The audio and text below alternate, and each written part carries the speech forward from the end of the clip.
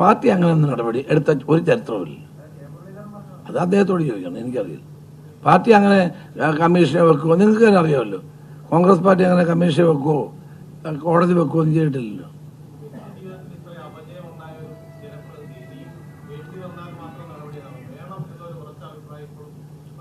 Party അല്ല, ഒരു സംഭവം ഉണ്ടാകുമ്പോൾ പാർട്ടി അതിനെ ആലോചിച്ചല്ലേ തീരുമാനിക്കുന്നത്. എൻ്റെ നിലപാട് ഈ കാര്യത്തിൽ നിങ്ങൾക്ക് എല്ലാവർക്കും അറിയുന്നതാണ്, കേരളത്തിന് അറിയാവുന്നതാണ്. ആദ്യം മുതലുള്ള എൻ്റെ നിലപാട് ഇക്കാര്യത്തിൽ വളരെ വ്യക്തമാണ്. പിന്നെ ഞാനൊരു പാർട്ടി പ്രവർത്തിക്കുമ്പോൾ സ്വാഭാവികമായും ആ പാർട്ടിക്കകത്ത് ചർച്ചകൾ നടത്തിയല്ല തീരുമാനിക്കാൻ പറ്റും. അത് ഞങ്ങൾ തീരുമാനിക്കും. വൈകില്ല. അല്ല, CPM ഇപ്പം എന്ത് വേണേലും പ്രചരിപ്പിക്കുമല്ലോ. അതാണല്ലോ ഞാൻ പറഞ്ഞത്. അവരുടെ പാർട്ടിയിൽ ആർക്കെങ്കിലും പ്രശ്നമുണ്ടായാൽ അതിനെപ്പറ്റി ചർച്ചയില്ല.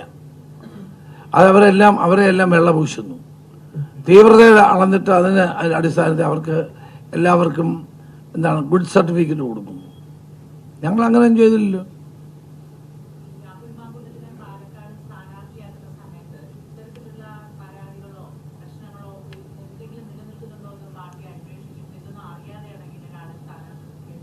ആ സന്ദർഭത്തിൽ അങ്ങനെ ഒരു പരാതി ആരുടെ മുമ്പിലും വന്നിരുന്നില്ല എന്നുള്ളതാണ് സത്യം. പിന്നെ നമുക്ക് ഓരോ വ്യക്തിയെ ഇപ്പം ചൊഴിഞ്ഞെടുക്കാൻ പറ്റുമോ അയാൾ ഇന്നതാണെന്ന്? നമ്മൾ അങ്ങനെ ആ സമയത്തൊരു പരാതിയും രാഹുൽ മാക്കൂട്ടുമായി ബന്ധപ്പെട്ട് ഉണ്ടായിരുന്നില്ല, അതാണ് സത്യം. പിന്നീടാണ് ഈ പരാതികളൊക്കെ വരികയും ആളുകൾ പാർട്ടി നേതൃത്വത്തെ കണ്ടുപറയുകയും അല്ലാതെ കത്തുകളിലൂടെയൊക്കെ അറിയിക്കുകയൊക്കെ ചെയ്തു.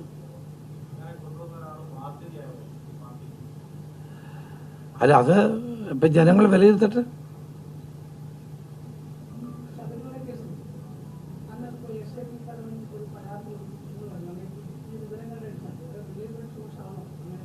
അല്ല, എനിക്കതിന് തെളിവുകളില്ലാത്തത് കൊണ്ടാണ്, അല്ലെങ്കിൽ ഞാനതെല്ലാം പറഞ്ഞാലുമല്ലോ. എനിക്ക് കിട്ടിയ ചില ഇൻഫർമേഷൻസ് അത് അന്വേഷിച്ച് ശരിയാണോ എന്ന് കണ്ടെത്താൻ വേണ്ടി ഞാൻ കത്ത് കൊടുക്കുന്നതാണ്. കാരണം ഇത് സാധാരണഗതിയിൽ ഈ 30.8 കിലോ സ്വർണത്തിന് 50 കോടിയേ ഉള്ളൂ വില ഇപ്പോഴത്തെ മാർക്കറ്റ് റേറ്റിൽ. പക്ഷെ ഇത് അതിനേക്കാളൊക്കെ വളരെ വലുതാണ്. എന്നോട് 2-3 പ്രധാനപ്പെട്ട ആളുകൾ പറഞ്ഞു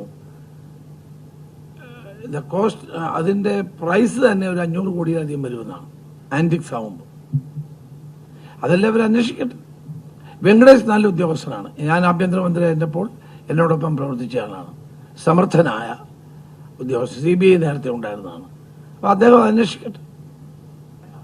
ഷാഫി പറമ്പലിനെതിരായിട്ട് ഈ പറയുന്ന ആൾ ഏതെങ്കിലും പാർട്ടി വേദിയിൽ പരാതി പറഞ്ഞതായി എൻ്റെ ശ്രദ്ധയിൽപ്പെട്ടിട്ടില്ല, എനിക്കറിയത്തുമില്ല. ഇപ്പം ഞാനും ഈ ടെലിവിഷൻ ചാനലിൽ ഇങ്ങനെ പറയുന്നത് കേട്ടു. എന്താണെന്നുള്ളത് അന്വേഷിച്ച് പറയാം, കാരണം എനിക്കതിനെപ്പറ്റി അറിയില്ല. കാരണം ഇവർ നമ്മളൊന്നും വരുന്ന വേദി വരുന്ന ആളല്ല. ആരാ?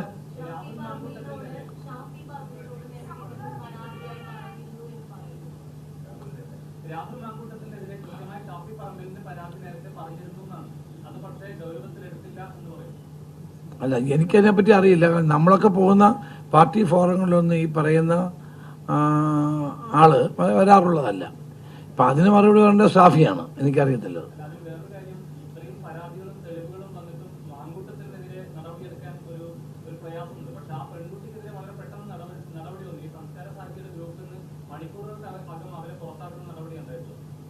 അതെനിക്കറിയില്ല, അത് അന്വേഷിക്കാം.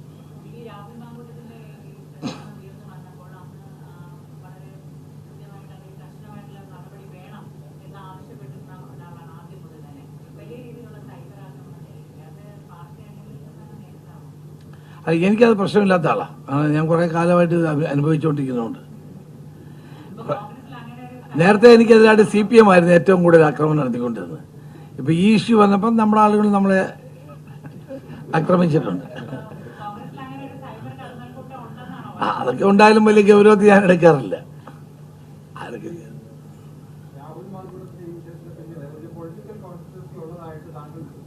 എങ്ങനെ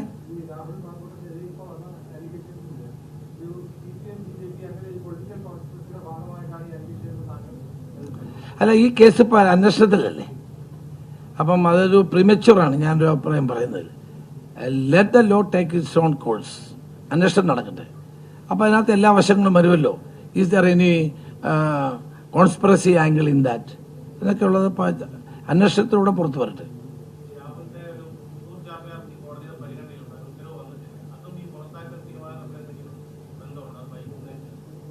ഇല്ല, അങ്ങനെ ഉണ്ടെന്ന് എനിക്ക് തോന്നുന്നില്ല. ഏതായാലും പിന്നെ കോടതിയുടെ മുമ്പിലുള്ളൊരു കേസല്ലേ, ലെറ്റ് us see.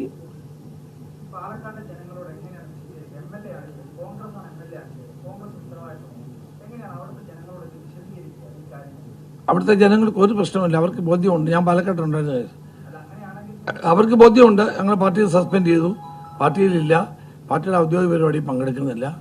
ഇതെല്ലാം ജനങ്ങൾക്ക് അറിയാവുന്ന കാര്യമല്ല. അതെ, തീർച്ചയായിട്ടും പറയുമല്ലോ, പറയുമോ. അത് ഞങ്ങൾ വിശദീകരിക്കുന്നുണ്ടല്ലോ ഇപ്പം തന്നെ. നമ്മുടെ ഒരാളെ MLA ആക്കി പോയി ആൾ കാണിക്കുന്ന എല്ലാ വൃത്തികേടിനിപ്പം നമുക്ക് ഉത്തരവാദിത്വം പറയാൻ പറ്റും, ഏതെങ്കിലും പാർട്ടിക്ക് പറയാൻ പറ്റും. അല്ല, ഇതുപോലെ എന്നാൽ പിന്നെ മറ്റുള്ളവരുടെ കാര്യത്തിൽ എന്താ നിങ്ങളാരും ചോദിക്കാതെ? തീർച്ചയായിട്ടും ഞങ്ങൾ ഇത്രയും ചെയ്തല്ലോ. എടാ, ഒരു നോട്ടീസ് പോലും അയച്ചിട്ടില്ല അവർക്കാർക്കും.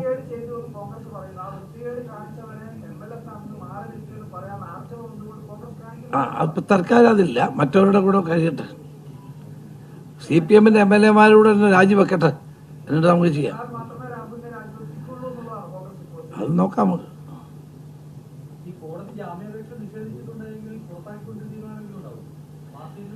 അത് ഇതുമായിട്ട് ബന്ധമുള്ളതല്ല. ഒരു കോടതിയുടെ കേസ് നിൽക്കുന്നു എന്നുള്ളത് സത്യമാണ്. അപ്പം പാർട്ടി തീരുമാനം എടുക്കുന്നതിന് മുമ്പ് പ്രധാന നേതാക്കളുമായിട്ടെല്ലാം ഒരു ആലോചന നടത്തിയിട്ടെല്ലാം തീരുമാനിക്കാൻ പറ്റൂ. അപ്പം നിങ്ങൾ പറയുന്ന വരച്ച വരെയും നാളെ രാവിലെ 8 മണിക്ക് മുമ്പ് പാർട്ടിയിൽ നിന്ന് പുറത്താക്കണമെന്ന് പറയാൻ പറ്റുമോ? അത് ഉണ്ടാവും, ധൈര്യമായിട്ടിരിക്കും. 5 അല്ല 8 ദിവസമായി. 5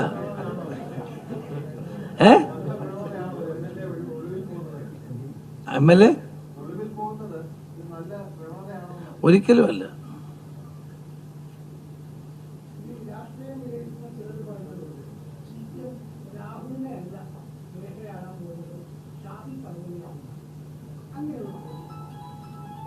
ഷാഫി എന്ത് തെറ്റിയിട്ട്?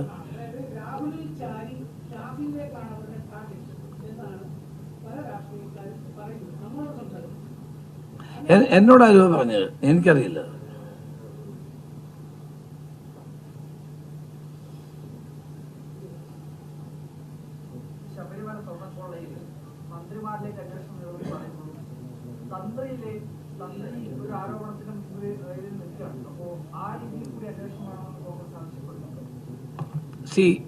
ഞാനൊരു ഈ വകുപ്പ് കൈകാര്യം ചെയ്ത ഒരാളായതുകൊണ്ട് ഒരു അന്വേഷണം നടക്കുമ്പോൾ അത് ഇന്ന രീതിയിൽ അന്വേഷിക്കണമെന്ന് പറയുന്നത് ശരിയല്ല. ഞാനതുകൊണ്ടാണല്ലോ എൻ്റെ സംശയങ്ങൾ, എനിക്ക് കിട്ടിയ ഇൻഫർമേഷൻസ് ഞാൻ ആ അന്വേഷണ സംഘത്തിന് കൊടുക്കുകയാണ്. ശരിയാണോ തെറ്റാണോ എന്ന് അവർ കണ്ടെത്തട്ടെ. അല്ലാതെ നമ്മൾ ഇന്നയാളെ അറസ്റ്റ് ചെയ്യണം, അല്ല ഇന്നയാളെ ഇത് ചെയ്യണമെന്ന് നമ്മൾ പറയുന്നത്, എന്നെപ്പോലൊരാൾ പറയുന്നത് ശരിയല്ല. അന്വേഷിക്കട്ടെ. അന്വേഷിച്ചതിനകത്ത് ആരെല്ലാം കുറ്റക്കാരുണ്ടെങ്കിൽ, നിങ്ങളീ പറഞ്ഞ ആളുകളുണ്ടെങ്കിൽ അവരുടെ പേര് നടപടി എടുക്കട്ടെ.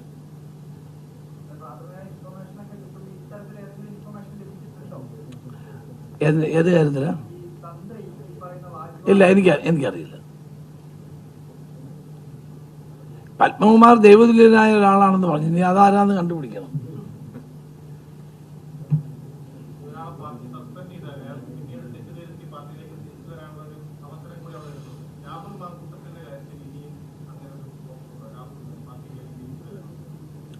അല്ല, അത് പാർട്ടി ഒരാളെ സസ്പെൻഡ് ചെയ്താൽ എടുക്കുന്ന നടപടിക്രമങ്ങളാണ്. അപ്പോൾ അയാളുടെ പ്രവർത്തനങ്ങൾ പിന്നീട് വിലയിരുത്തും. അതിനുശേഷം പാർട്ടി സാറ്റിസ്ഫൈഡ് ആണെങ്കിൽ, അത് ആരുടെ കാര്യത്തിലാണെങ്കിലും മാത്രമേ തിരിച്ചെടുക്കുകയുള്ളൂ. അതിന് ചില പ്രൊസീജിയറുണ്ട് പാർട്ടി. ഒരു MLA സസ്പെൻഡ് ചെയ്യാൻ KPCCക്ക് കഴിയത്തില്ല. MLA MPയെ സസ്പെൻഡ് ചെയ്യണമെങ്കിൽ AICCയുടെ അനുവാദത്തോടെ മാത്രമേ ചെയ്യാൻ പാടുള്ളൂ. അല്ലെങ്കിൽ നമ്മൾ ചെയ്തിട്ട് AICCയുടെ റാറ്റിഫിക്കേഷൻ വാങ്ങണം. 2 തരത്തിൽ ചെയ്യാം. ഇപ്പം നമ്മൾ ഒരാളിനെ പെട്ടെന്ന് ഒരു MLA സസ്പെൻഡ് ചെയ്തു, പക്ഷെ പിന്നീട് അത് AICC റാറ്റിഫൈ ചെയ്യണം. പിന്നീട് അയാളെ തിരിച്ചെടുക്കണമെന്നുണ്ടെങ്കിൽ അയാളുടെ അപേക്ഷ വല്ലതും വന്നാൽ പാർട്ടി അതിന് അച്ചടക്ക സമിതിയുണ്ട്. അച്ചടക്ക സമിതിയിൽ വെക്കും. സമിതി പരിശോധിച്ചിട്ടാണ് പിന്നീട് ചെയ്യുന്നത്. അല്ല, ചെയ്ത് അനുമതി ലഭിച്ചില്ലെങ്കിലും നമുക്ക് വേണേൽ ചെയ്യാം. ചെയ്തിട്ട് പിന്നീട് റാറ്റിഫൈ ചെയ്താൽ മതി. പക്ഷെ ഭരണഘടനാപരമായി ഒരു MLAയോ MPയോ സസ്പെൻഡ് ചെയ്യേണ്ടത് with concurrence or consent or approval from the AICC. ഇതാണ് ഞങ്ങളുടെ ഭരണഘടനാപരമായ എൻ്റെ രീതി. അതാണ്.